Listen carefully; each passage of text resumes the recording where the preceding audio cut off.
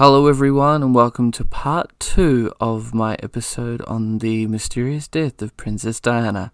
Hope you enjoy. Welcome, I am your host and this is the Unanswered Questions Podcast.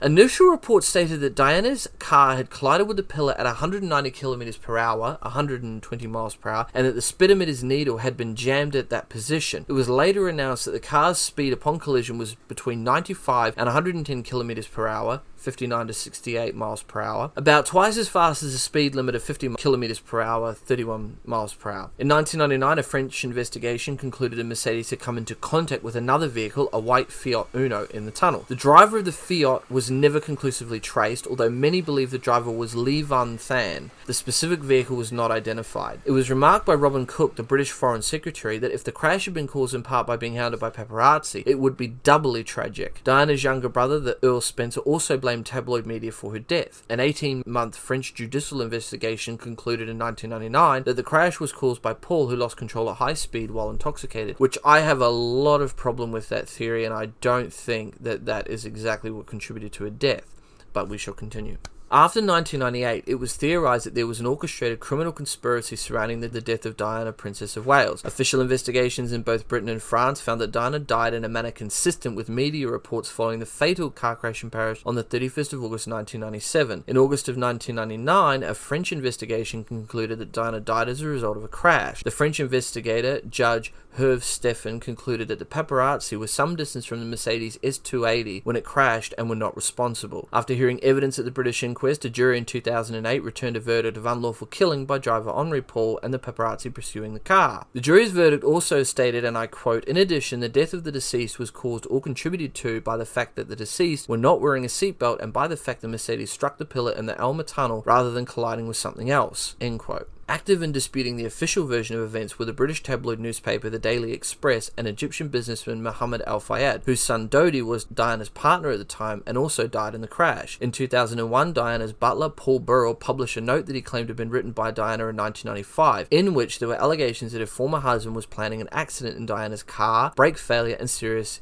head injury so that he could marry again. A special Metropolitan Police inquiry was established in 2004, Operation Pageant, headed by Commissioner John Stevens, to investigate the various conspiracy theories which led up to the British inquest. This investigation looked into 175 conspiracy claims that had been made by Al-Fayed. Among the witnesses questioned was Prince Charles, who in 2005 told Stevens that he did not know about his former wife's note from 1995 and could not understand why she had those feelings. Al-Fayed has persistently propounded that what were found to be conspiracy theories at the inquest and has repeatedly claimed that he believes his son was murdered with Diana, which technically I actually do believe that she may have been killed for many various reasons, which we're about to go into. So now here are some of the conspiracy theories and some of the things that make people believe that there is a conspiracy theory behind Princess Diana's death. So we're going to start with Henri Paul, and there were the security service connections. So theorists have alleged that the driver of the Mercedes-Benz W140, Henri Paul, was in the pay of a national security service, though different versions of the allegation name the country of the security service alternatively as Britain, France, or the United States. Evidence purported to support this arises mainly from money in his possession at the time of his death and his personal wealth. These allegations are covered in Chapter 4 of the Operation Pageant Criminal Investigation Report. Mohamed Al-Fayed claims that Henri Paul was working for MI6 and that they set him up. The inquiry found no evidence Henri Paul was an agent for any security service. Now we come to the blood samples. Another allegation concerns the reliability of blood tests carried out, which indicated Paul had been drinking before he took control of the car. The French investigators' conclusion that Paul was drunk was made on the basis of the analysis of blood samples, which were said to contain an alcohol level that, according to Jay's September 1997 report, were 3 times the French legal limit. This initial analysis was challenged by a British pathologist hired by Al-Fayed. In response, French authorities carried out a third test, this time using the more medically conclusive vitreous fluid from inside the eye, which confirmed the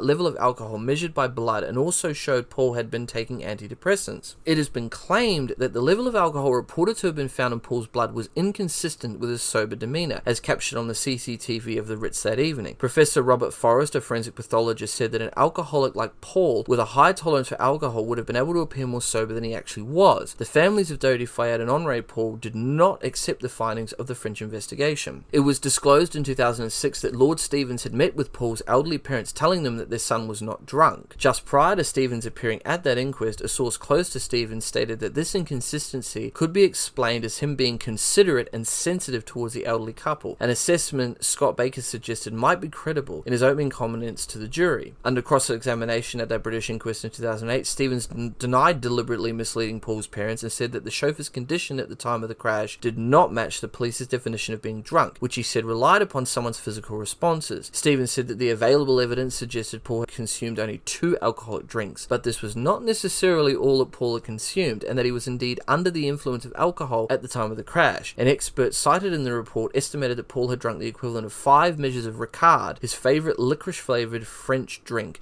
before driving. In 2 French tox lab tests, Paul was found to have 12.8% carbon monoxide hemoglobin saturation, which occurs when the blood's iron-carrying pigment is bound with carbon monoxide instead of oxygen. Smokers normally have about 10% of hemoglobin bound with carbon monoxide, so the results in Paul's case were not unusual. Paul had been smoking small cigarillo cigars in the hours before the crash. Another test, backed by the opponents of the official findings, showed Paul had a carbon monoxide hemoglobin saturation of 20.7% at the time of his death. That result, if accurate, combined with the rate of dispersal of carbon monoxide from the bloodstream, would have meant that Paul's blood had 40% saturation a few hours earlier, and he scarcely would have been able to function at all. In 2009, it was reported that DNA samples confirmed the blood samples with high alcohol levels were indeed from Paul. This was established by a comparison with samples provided by Paul's parents, demonstrating that the blood tested was that of Paul and that he had 3 times the French legal limit of alcohol in his blood. At this point, we're going to go into a little bit of conspiracy theory territory here, and this is where a lot of people think that Diana was actually killed. And the reason for that was because of a guy by the name of Richard Tomlinson. Now, he was a former MI6 officer who was dismissed from the intelligence services and later served 5 months in prison for breaching the Official Secrets Act of 1989. Claimed in a sworn statement to the French Inquiry in May of 1999 that Britain's MI6 had been involved in the crash, suggesting the security service had documentation which would assist Judge Stephen in his inquiry. The previous August, he had been reported by the BBC to have claimed that Paul was working for the security services and that one of Diana's bodyguards, either Trevor Rees-Jones, now known as Trevor Rees, or Kes Wingfield, was a contact for British intelligence. Tomlinson alleged that MI6 was monitoring Diana before her death, had told Mohamed Al-Fayed that Paul was an MI6 agent and that her death mirrored plans he saw in 1992 for the assassination of then President of Serbia, Slobodan Milosevic, using a strobe light to blind a chauffeur. I'm so sorry if I get the President of Serbia's name wrong. I deeply apologise for that. On the 13th of February 2008, Tomlinson told the inquest that he may have misremembered and that he had no evidence that Paul was an MI6 agent, but he had said in the previous day's court session that Paul was supplying MI6 with information. Speaking by video link from France, Tomlinson conceded that after the interval of 16 or 17 years, he could not remember specifically whether the document he'd seen during 1992 had in fact proposed the use of a strobe light to cause a traffic crash as a means of assassinating the President of Serbia. Although the use of lights for this purpose had been covered in his MI6 training, the Operation Pageant Inquiry was given unprecedented access to the officers of both MI5 and MI6 to investigate Tomlinson's claim. It was later revealed that the mentioned memo was a proposal written in March of 1993 to assassinate another Serbian figure if he gained power, not the current president. Furthermore, the plan did not involve anything about using flashlights. Further evidence discrediting Tomlinson's claims were found in drafts of a book he was writing about his time as an MI6 agent before he was jailed in 1998 for breaching the Official Secrets Act. The draft, dating from 1996, referred to the memo and contained none of the detail about a staged car crash with flashlights in a tunnel. The inquest was later told by an anonymous MI6 manager, referred to during the proceedings as Miss X,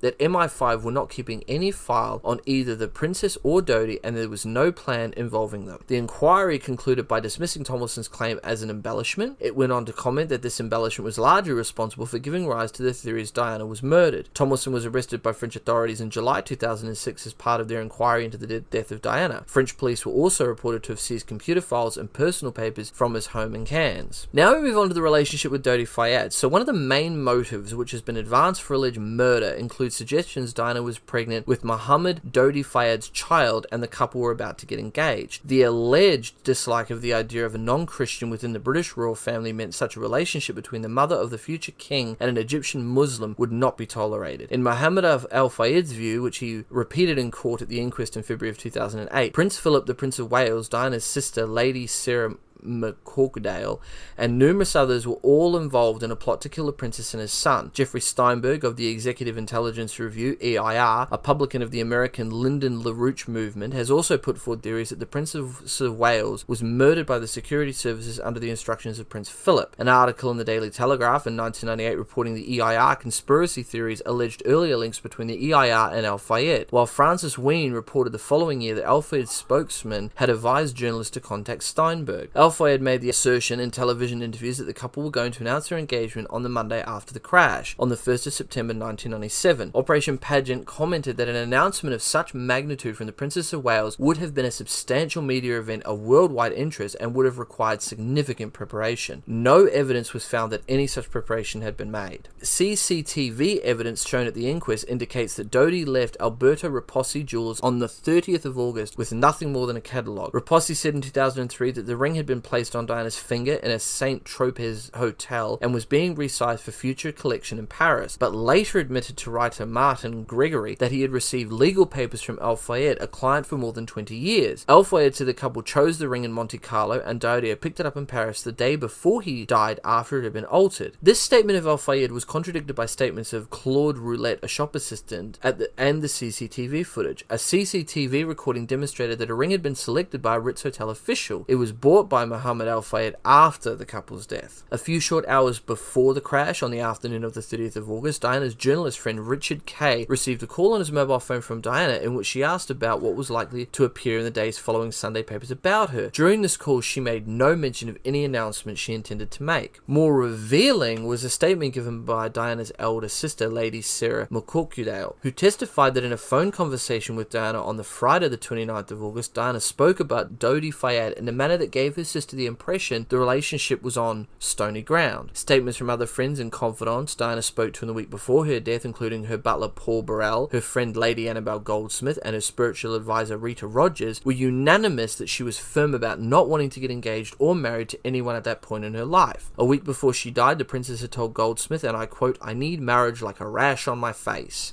End quote. Diana's former private secretary Patrick Jefferson said to the BBC in reaction to the publication of the Operation Pageant report in December of 2006 that her facial expression in the CCTV footage of her at the Paris Ritz on her final evening with Dodi Fayed was one she would wear when she was disgruntled with the situation. However, CCTV images released on October 6, taken just minutes before their death, show a relaxed Diana and Dodi affectionately holding hands. An inquiry witness was Hassan Khan, a Muslim head surgeon of Pakistani origin based in London who had a relationship with Diana for 2 years, had explored the possibility of marriage with him. This had been met with no opposition from the royal family, and Prince Charles had even given his blessing. Khan stated that he had received some racist hate mail from members of the public because of the relationship, but had no reason to take what was said in the hate mail seriously. He also stated that he felt the relationship was not opposed by the royal family or any other branch of the British government, including the security services. Paul Burrell stated that Diana was not over her breakup with Khan at the time of her death. It was also pointed out that Dodi and Diana had only met just under 7 weeks before the crash at Al-Fayed's villa in St. Tropez on July 14th, meaning there were only 47 days from their first meeting until the night of the crash. Of those days, their schedules permitted them to be together for an absolute maximum of 35 days. From analysts of Diana's actual movements, it is likely they had spent approximately 23 days together before the crash.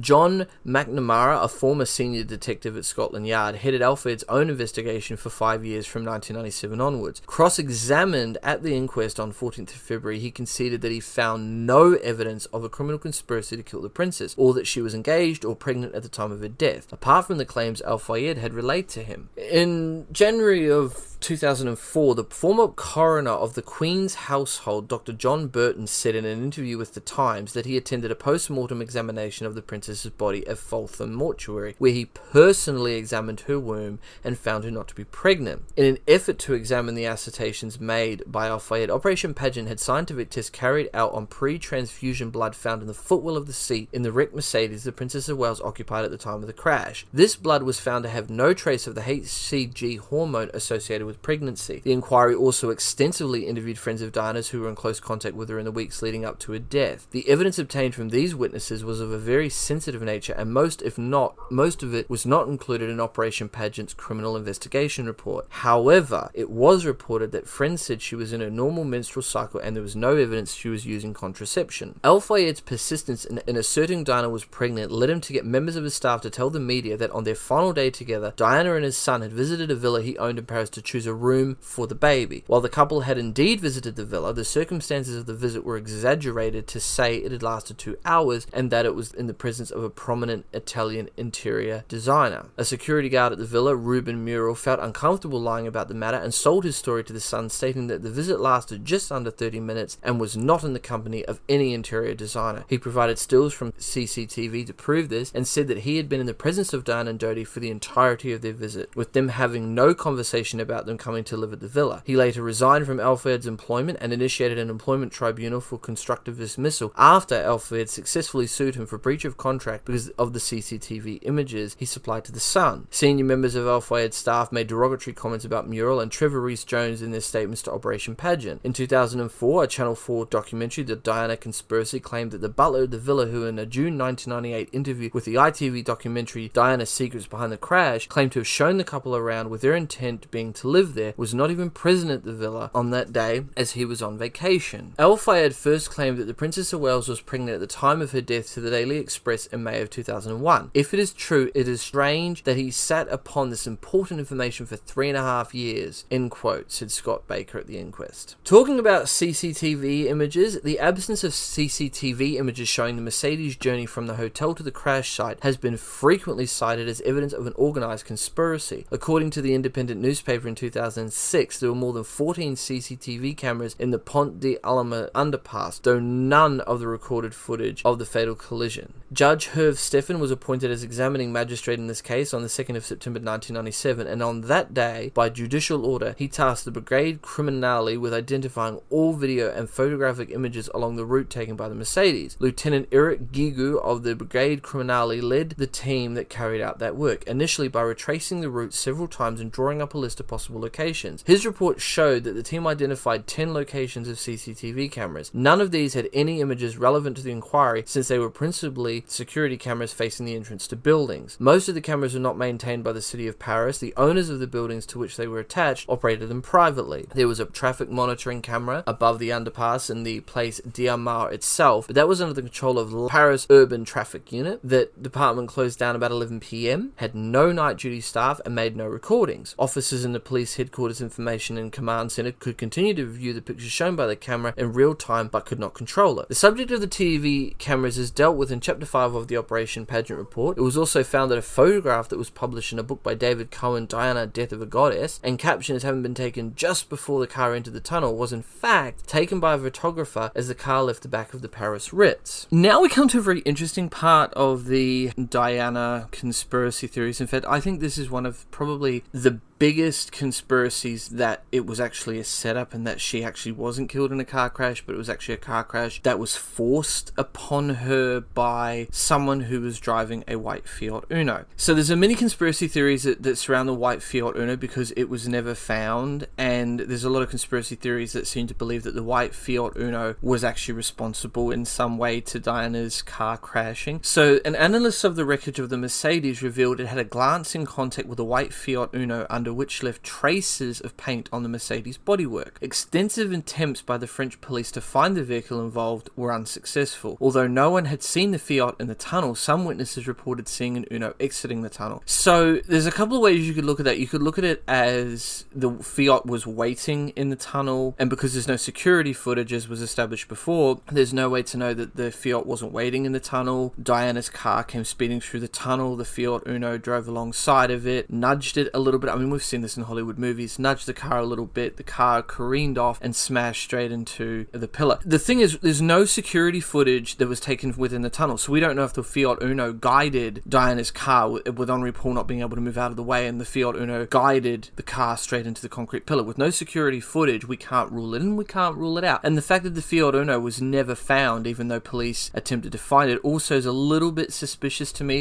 And I find it kind of hard to believe that this Fiat Uno just suddenly disappeared. It's really interesting that this car was there 1 minute, gone the next, you know what I mean? Here 1 minute, gone the next. Mohamed Al-Fayed, who was Dodi Fayed's father, alleged in his July 2005 statement to Operation Pageant, which was investigating the conspiracy theories surrounding Diana's death, and at other times, that the white Fiat Uno was being used by MI6 as a means of causing the Mercedes to swerve and thereby crash into the side of the tunnel, as I just said. Al-Fayed further alleged that the Fiat Uno was owned by a French photojournalist named Jean-Paul James Anderson, a security services agent, according to Al-Fayed, who had photographed Diana while she was at his villa in St. Tropez in July of 1997. Anderson's death in May 2000, Al-Fayed claimed, was either due to guilt over what he had done or because he was assassinated by the French or British security services to silence him. Operation Pageant found that the white Fiat Uno Anderson owned was in unroadworthy condition, being 9 years old at the time, with some 325,000 kilometers on the odometer, suggesting that the car had been driven 27,000 miles per annum and had not been maintained for several years prior. Anderson's neighbors confirmed the veracity of this evidence. Anderson had sold the car in October of 1997. Operation Pageant concluded it was extremely unlikely due to the car's condition and the fact that Anderson had so openly disposed of it that it was the one at the scene of the crash in Paris. French police examined Anderson's car as part of their effort to trace the one that had come into contact with the Mercedes, with a view to prosecuting the driver for failing to render assistance, and had reached the same conclusion. The French police spent a year after the crash searching for the vehicle and eliminated over 4,000 white Fiat Unos from their inquiry. Operation Pageant decided it would be unlikely that renewed inquiries would identify the vehicle involved. As such, a long period had elapsed since the crash. It concluded the threat of prosecution for a custodial offence probably deterred the driver from coming forward at that time. A retired major in the French Brigade Criminale, Jean-Claude Mules, gave evidence to the inquest in February 2008. Anderson had been interviewed by French police in February of 1988 and had been able to provide documentary evidence about his movements on the previous 30th and 31st of August, which had satisfied them that he could not have been the driver of the Fiat Uno involved. These demonstrated that Anderson could have only been at his home in Le Druniers, 177 miles, 285 kilometers from Paris at the time of the crash. Elizabeth, his widow, said at the London inquest in February of 2008 that her husband had been at home in bed with her at the time of the crash. Also, I do apologize, ladies and gentlemen, throughout this there's going to be a lot of French names and I'm not very good at pronunciation, so I do apologize if I get all of these names wrong or I don't pronounce them very well. I do apologize. Now we move on to Anderson's suicide. So Anderson died in May of 2000. The official verdict was suicide, though I don't think so, because his suicide was extremely suspicious, and I don't think that he actually committed suicide. I think that he was suicided, meaning that somebody killed him and then tried to make it look like a suicide. There is no way in hell that you will ever get me to be convinced that Anderson's suicide was his actual suicide. It was so bizarre the way that he was killed. So the official verdict was suicide. His body was found in a black burnt out BMW in a forest near the town of Nantes, near Milieu in southern France. Anderson's death was attributed to problems in his private life. The 2008 inquest into the death of the Princess of Wales heard that evidence was uncovered from his friends and associates that prior to his death he had talked of suicide by pouring petrol in a car and lighting a cigar, as noted by Richard Horwell QC for the Metropolitan Commissioner. The Pageant report states that when the car was found, Anderson's body was in the driver's seat of the car and his head was detached and lay between the front seats. There was a hole in his left temple, and the French pathologist concluded this hole was caused by the intensity of the fire rather than, for example, a bullet wound. I have no idea how on earth they came to think that. I mean, I understand that in crematoriums and stuff that you can have heads that do explode, and normally that's from the intense pressure that's built up inside of the skull and it will make it explode. But I don't know how the French pathologist concluded that, because I don't know that there were ever any tests done to make sure that there wasn't any residue from a gunshot, or whether because of the fire that would have destroyed that type of evidence. I'm not a forensic science examiner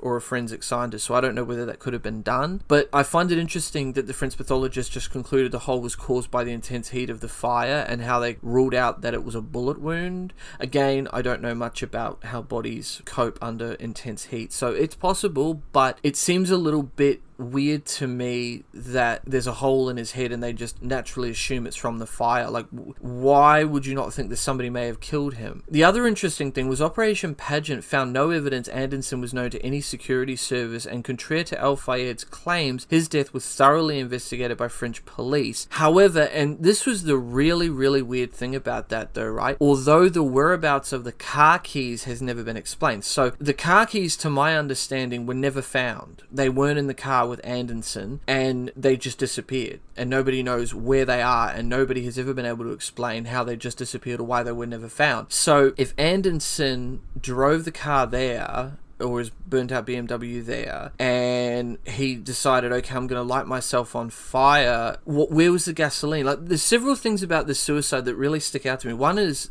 I don't really know if the cause for the fire was ever ascertained, as far as I know. The second thing I find really weird is that the car keys are never found, and the third one's a bullet hole in it, or the hole in his head, which they say was made by the fire. If this was a legitimate suicide, the car keys would have been either found in the car, they would have been found around him. I find it weird that his car keys just disappeared. I find it very hard to believe that he would have just lost his car keys and then decided to set himself on fire. It's such a bizarre suicide. And I mean, I've researched a lot of cases where suicides are the main contributing factor, and some of the most bizarre suicides, as you will hear throughout this season's podcast episodes. And this has to be one of the most weirdest ones that I have ever seen. And it's really weird and bizarre how they just suddenly claimed, oh, it's a suicide. But yet you've got these contributing factors that point to another kind of direction by saying, well, no, we can't really say that this is just a suicide, because there's several contributing factors that make it seem as if it's not just a suicide. So I have a very, very hard time believing that Anderson just killed himself under the circumstances. In my heart, I say that he didn't, and in my mind, I have a lot of questions, because it just doesn't seem normal to me that he would just go to a forest, lose his car keys, set himself on fire, and he ends up with a hole in the head. It really seems really strange to me. The other thing was, there was a break-in at his former workplace in June 2000, and it was alleged to have been carried out by security services, but was found to be unconnected to his death, and no items related to him was stolen, which, again, that is really kind of bizarre that you would have a break-in at your former workplace, and yet it's carried out allegedly by security services, even though the French police claimed that, and Operation Pageant also claimed, that he was not known to any security services. So what are security services doing breaking into his workplace, or his former workplace? A lot of bizarre things about Anderson, and I don't fully believe that he was not involved. I do believe in some case he was involved, and I think he was silenced. I think that he was actually murdered, and they made his death look like a suicide, although I think they did a pretty bad job of it, whoever did it, because there is questions, and I have a lot of questions about that. Then we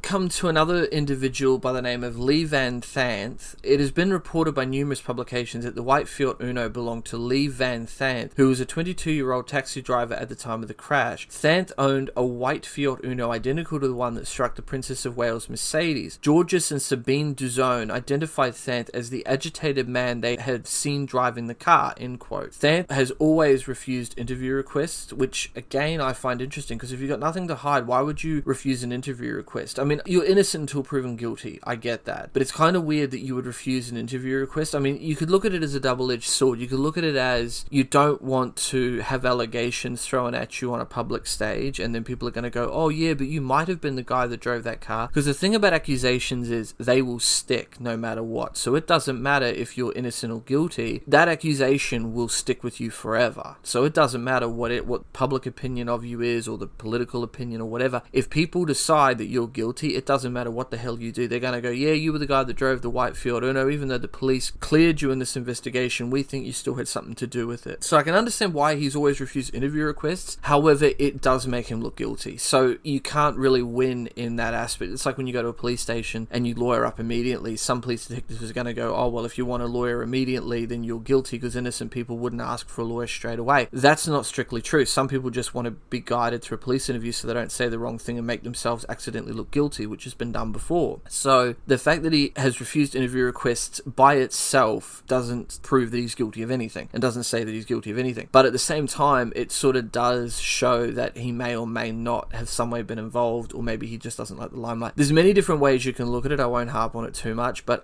it does make him look a little bit guilty. But then again, there's nothing wrong with refusing an interview if you don't feel comfortable giving an interview. However, it does make you look guilty, unfortunately, which is the side effect of that. In 2006, Thant's father said his son had resprayed his white Fiat Uno red hours after the crash, allegedly waking up his mechanic brother in the night to help him. Following tests, it was concluded that the car could have been involved in the murder, end quote, but Thant's involvement in the crash was ruled out by French police because he said he was at work on the night in question. It was later uncovered that he had left work early that night and could have been at the scene of the crash, and multiple witnesses recall seeing a man matching his description exit the tunnel seconds after the crash. See, all of this makes him look really guilty to me. I mean, the fact that you resprayed your car red so that it can't be identified, that's really guilty, although we're taking his father's word for that. And then it's interesting because he claims that he worked on the night in question, but yet it turns out later that he left early. He looks really guilty to me, Lee Van Thant does, because that is a little bit weird. Why would you lie about something like that? Oh, I was at work, and then it turns out later, well, no, you actually left early. That makes you look incredibly guilty to me. However, there was an alternative explanation for the cause of the crash. That is that there has been reports of a bright white flash just before the car entered the tunnel, blinding the driver. Richard Tomlinson made this allegation at the inquiry, but the veracity of his evidence was found a little bit wanting. It was found by the authorities that 3 eyewitnesses at the scene of the crash claimed to see a bright flash of light before the crash. And I'm going to butcher this name, so I do apologize. Francos Levistri, originally Francois Levi, made a clear, specific claim that he saw a bright flash, but his 3 statements to the authorities were in conflict with each other. Both the French detectives investigating the crash and later the officers who worked on Operation Pageant rejected his evidence. With the Mercedes behind him, he claimed to have seen a flash in his rearview mirror and recounted other elements of what he saw while he was negotiating the difficult bend out of the tunnel. Crucially, however, his testimony was directly contradicted by his then wife, who was in the passenger seat next to him. However, eyewitness Brian Anderson, an American tourist, told detectives that he too saw a bright flash, which is kind of hard to contradict somebody if you've got 2 people that are saying the same story. If it's 2 people saying the same story with different outcomes, yeah, okay, obviously you've got 2 different witnesses who saw 2 different things. But if you've got 2 witnesses that are saying consistently, I saw this, without any prompting or anything like that, and they're 2 completely stranger witnesses to one another that have never met each other before, that kind of leads you to believe that, yes, there is something to this story, because 2 people seeing the same thing, there's definitely something to this. French police in 1997 were aware of Levistri's conviction in Rouen during 1989 for dishonesty and a subsequent prison sentence, and he was not thought by them to be a reliable witness. Television documentaries produced by Channel 4 in 2004 and the BBC in 2006 both raised this issue. He appeared as a witness at the British inquiry via a video link in October of 2007. Diana's Secrets Behind the Crash, which was made on the 3rd of June 1998, an ITV program presented by Nicholas Owen, then ITN's royal correspondent, gave enough weight to the claim of Levistri's that 93% of viewers polled by the Mirror newspaper just after the broadcast believed that there had been a bright flash of light at the time of the crash. The detail of eyewitness testimony was thoroughly reviewed, and Operation Pageant officers succeeded in uncovering 2 new witnesses. Other eyewitness testimony made little reference to the appearance of any inexplicable flashes at the crash site. Several witnesses who would be expected to have seen a blinding flash made no reference to one. In any event, the detailed crash reconstruction revealed that the chain of events that led to the car unavoidably colliding with the pillar started well before it was at the mouth of the tunnel where the flash is alleged to have occurred. Furthermore, a strobe light of the type that was alleged to have been used is so powerful that a flash emitted from it would have been bright enough to illuminate a very wide area. It would have likely blinded not only Paul but also the driver of the white Fiat Uno, the presuming paparazzi, and the witnesses standing at the roadside. The Operation Pageant report concluded that the alleged flash did not happen. happened? Well, that's kind of difficult to say because even though you've discounted one witness, you've got another one that doesn't have a background that includes a criminal element. So the thing that I find interesting, if you've got witnesses that say they saw a bright flash of light, but then your report concludes that there was no flash of light. Well, riddle me this, what was the flash of light in the tunnel then? If there was no flash of light in the tunnel, but yet witnesses saw a flash of light in the tunnel, what was the bright flash that they saw? I mean, it wouldn't have to be a strobe light. It could just be someone flashed a torch from a moving car into someone's eyes. I mean, all you have to do is distract the driver long enough with a light that he can't see. Boom, crashes straight into the colliding pillar. So I'm not 100% sure that there wasn't a strobe light or some sort of flashlight or some sort of light that blinded Henri Paul for him long enough for him to crash into the pillar. I don't believe Operation Pageant's report that there was no flash, because if all these witnesses came forward and said, yeah, there was a flash, well, it's kind of hard to say that there wasn't if you've got all these people that said that there was. How are you going to discredit all of these witnesses? It's kind of contradictory, really. There was also some media discussion in April 2006 suggesting that Diana was a faithful seatbelt user, and therefore the fact that both her and Dodi's seatbelts either failed or were not used was sinister and might suggest sabotage. Her sister, Lady Sarah McCordwell, later said that Diana was religious in putting on her seatbelt, end quote. Other sources question if she did in fact use a seatbelt all the time, as was suggested. Quote, "What is certain is that she was not wearing a seatbelt, and this made things worse. We would like to think that if she had been wearing a seatbelt, we'd have been able to save her," end quote, said Professor Andre Leinhardt, who reviewed the emergency services response for the French government investigation of the incident. CNN did an analysis of the crash in early September of 1997 and concluded that the injuries would have been minor had the occupants been wearing seatbelts. The conclusions were provisional owing to limited data about the specific Mercedes model, and the limousine was not sold in the US. Analysts of the wreckage of the car, repatriation to England in 2005 by a forensic accident investigator from the Transport Research Laboratory of 35 years experience on behalf of Operation Pageant, found that all the seatbelts were in good working order except for the right rear one, which was attached to the seat Diana occupied. Follow-up inquiries with French investigators found they had declared all the seatbelts operational at an examination in October of 1998, suggesting the damage to the seatbelt took place after the crash. Yeah, I'm not so sure about that. I mean, the fact of the matter is, it would be easy for someone to sabotage a seatbelt and then for them to kind of cover that up. I don't know, it seems a little bit coincidental that the French investigators all of a sudden say that they may have damaged it after the crash. I don't know. That seems a little bit dodgy to me, that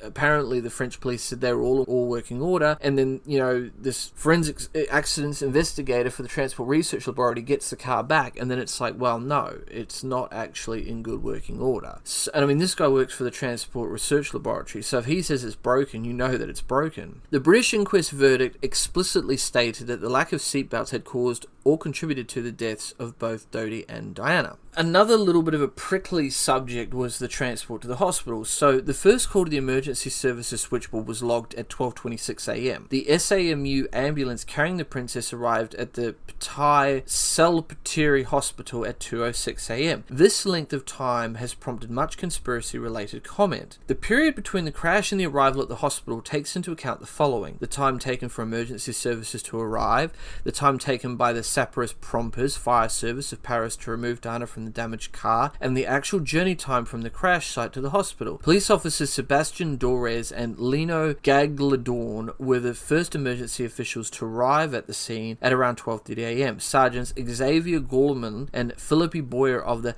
Sapeurs Pompiers arrived at around 12:32 a.m. Dr. Jean-Marc Martineau, a specialist in anesthetics and intensive care treatment, and the doctor in charge of the SAMU ambulance arrived at around 12:40 a.m. Diana was removed from the car at 1 a.m. She then went into cardiac arrest. Following external cardiopulmonary resuscitation, her heart started beating again. She was moved to the SAMU ambulance at 1:18 a.m. The ambulance departed the crash scene at 1:41 a.m. and arrived at the hospital at 2:06 a.m. A journey time of approximately 26 minutes. This included a stop at the Gare d'Austerlitz ordered by Dr. Martineau because of the drop in blood pressure of the Princess of Wales and the necessity to deal with it. The ambulance was travelling slowly on his express instructions. The doctor was concerned about Diana's blood pressure, and the the effects on her medical condition and deceleration and acceleration. The SAMU ambulance carrying Diana passed the Hôtel Dieu hospital on the Lit de la Cité en route to the Petit-Salpêtrière hospital. The decision to transfer to the Petit-Salpêtrière hospital was taken by Dr. Marc Liege, who was on dispatch duty in SAMU control on that night. In consultation with Dr. De Rossi, who was at the scene, the Petit-Salpêtrière hospital was the main reception center for the multiple trauma patients in Paris. The Hôtel Dieu was not equipped to deal with the injuries Diana had sustained. Liege stated, and I quote, "The Hôtel Dieu hospital on the Lit de la Cité is closer but not equipped with heart surgery teams or neurosurgical teams or teams trained to take patients with multiple injuries." End quote. Liege was also aware that Professor Bruno Rieu was on duty at the Petit-Salpêtrière that night and was particularly skilled to treat her injuries. Dr. Jean-Marc Martineau supported this view. Now, Mohamed Al-Fayed alleged that Diana's body was deliberately embalmed shortly after her death to ensure that any pregnancy test at the post-mortem would produce a false result. Operation Pageant found that on the 31st of August 1997 was a very hot day in Paris. Diana's body had been stored in an empty room adjacent to the emergency room where she had been treated at the Petit-Salpêtrière hospital, as the mortuary was on the other side of the hospital grounds and some distance away. Dry ice and air conditioning units were placed in the room to keep it cool, but appeared to have had little success. Now, Diana's two sisters and Prince Charles were scheduled to view the body later that afternoon before bringing it back to the United Kingdom. President Jacques Chirac and his wife also wished to pay their respects. This meant there was very little time to prepare the body for viewing, and it was deemed unacceptable to present Diana's body to her family and the President of France in the state it was in. Faced with this situation, the hospital staff decided to press ahead with the embalming with only verbal authority from Madame Martine Montelli, the local superintendent of police, who assured Jean Marcon that everything would be in order. Under French law, paperwork must be completed before undertaking the embalming of any corpse likely to be subject to a post-mortem. This paperwork was completed, but only after the embalming had been carried out, giving rise to allegations of suspicious circumstances. The allegations were made despite there being no way the hospital staff could have known whether or not Diana was pregnant, as a pregnancy test would have been irrelevant to a post-crash treatment and accordingly was not carried out. Now, this is where the SAS conspiracy theories come from, and this is the last kind of conspiracy theory related to Diana's death. The court-martial of SAS sniper Danny Nightingale led to a letter written by witness Soldier N and sent to his in-laws, coming to wider attention. So, Soldier N, Nightingale's former roommate, was imprisoned for illegally hiding firearms and ammunition. On the 17th of August 2013, the Metropolitan Police announced they were reviewing evidence that Soldier N had boasted that the SAS were behind the death of Princess Diana. The parents of Soldier N's estranged wife reportedly wrote to the SAS's commanding officer, claiming Soldier N had told his wife the unit arranged Diana's death and it was covered up. The information was reportedly passed on to Scotland Yard by the Royal Military Police. However, Scotland Yard stressed that this information would not lead to a re-investigation and they were examining its relevance and credibility. They also confirmed that Prince Charles and Mohamed Al-Fayed were being kept informed as a preliminary examination progressed. At the end of November 2013, Scotland Yard ended its study of the SAS allegations and released a statement, and I quote, "The Metropolitan Police Service has scoped the information and is in the process of drawing up conclusions which will be communicated to the families and interested parties first before any further comment can be made."